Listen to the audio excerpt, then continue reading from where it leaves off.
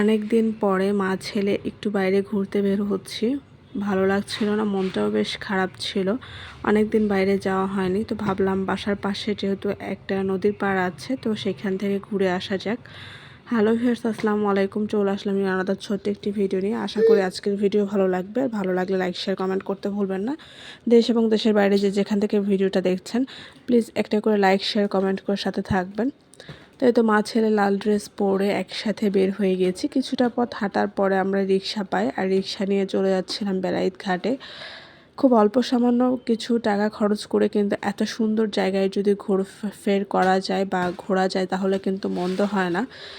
কারণ দেখা যায় বিকাল টাইমটা ঘরের মধ্যে বসে থাকার থেকে বাসার আশেপাশে যদি এরকম নদীর পাড় থাকে, তাহলে কিন্তু বাচ্চা নিয়ে বেশ সময় কাটানো যায় খুব সুন্দর ফ্যামিলির সাথে। তো এখানে অনেকেই আসে নদীতে ঘোরার জন্য, অনেকেই এই পথে মানে নদীর ঘাট দিয়ে নদী পারাপার করে নীলা বাজারে যায়, প্লাস গাউসিয়া যায়। তো আমার কাছে এটা খুবই ভালো লেগেছে যে নদীর পাড়টা এত সুন্দর।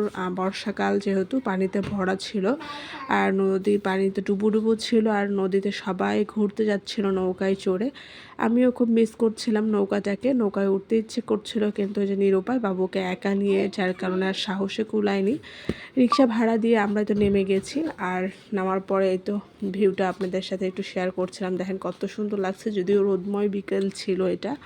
তো এত পরিমাণে গরম ছিল যে মামাটা গরমের ঠেলায় সুন্দর একটা পোস্ট নিয়ে দাঁড়িয়েছিল। তো যাই হোক, ছেলেটাকে চেয়ারে বসিয়ে আমি একটু ভিডিও নিচ্ছিলাম এবং আমি নিজেও ভিডিও করছিলাম। গরমও লাগছিল, সাথে নদীর ঠান্ডা আবহাওয়া, ঠান্ডা ওয়েদার, ঠান্ডা বাতাসে ভালোও লাগছিল সব মিলিয়ে। যাই হোক, এই সময়টা ছিল প্রায় 5টা বাজে। সবাই আসতেছিল নৌকায় চড়ে ঘুরতে যাবে। কেউ নীলাবাজার যাচ্ছিল, কেউ গাউসিয়ার উদ্দেশ্যে যাচ্ছিল, আবার ঘাটের ওই পারে যাদের বাড়িঘর তারা তাদের বাড়িতে যাচ্ছিল। আর এই নদীতে সবসময়ের জন্য সাজানো কিছু নৌকা থাকে, যে নৌকাগুলো পিকনিক স্পট হিসেবে ব্যবহার করা হয় পিকনিকের জন্য, গান বাজনা করে। এটা হচ্ছে যে ওরা নৌকা নিয়ে ঘুরে বেড়ায়।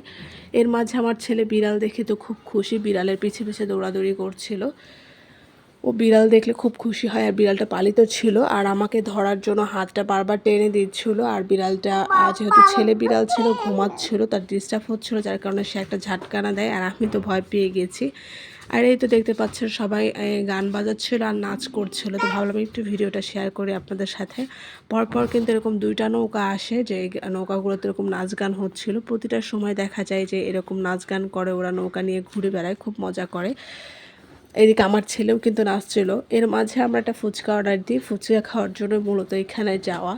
তো ফুচকা অর্ডার দিয়ে মা ছেলে একটু ফুচকা খেয়ে নিচ্ছিলাম, আর আমার ছেলে গানের তালে তালে নাচতেছিল। ও গান শুনলে এরকম করে নাচে। আর এই তো ইতিমধ্যে আর একটা নৌকা চলে আসে, সেই নৌকাটাতেও দেখেন কি সুন্দর করে সবাই আনন্দ করছিল, নাচ গান করছিল। আজকের ভিডিও এই পর্যন্ত। সবাই ভালো থাকবেন, সুস্থ থাকবেন। আল্লাহ হাফেজ।